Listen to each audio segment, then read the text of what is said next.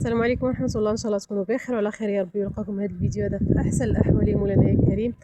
كيف ما موالفكم في الفيديو ديالي كنبارطاجي معكم التجارب البسيطه والخلاصه من التجارب البسيطه اللي عشتها في حياتي، وكنحاول نشاركها معكم ونذكركم بها ونذكر بها حتى النفس ديالي اكيد. كيف ما قلت لكم واحد الدعاء اليوم غادي نبارطاجيه معكم اللي هو حتى هو دعاء رائع جدا.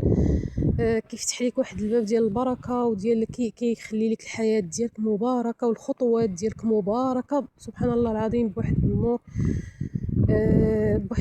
بواحد كتحس بواحد النور فعلا، واحد البركه في اي حاجه خطيتيها في حياتك، اللي هو اللهم يا رب اجعلني مباركا اينما حللت وارتحلت.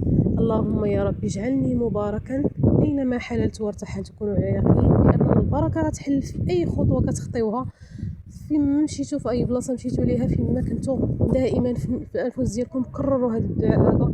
والله دعاء رائع جدا، وحسوه بالفعل وحسوا بالعظمه والبركه ديال الله سبحانه وتعالى، واكيد غادي يبارك لكم في اي خطوه بغيتي ديروها ان شاء الله باذن الله. والسلام عليكم ورحمه الله.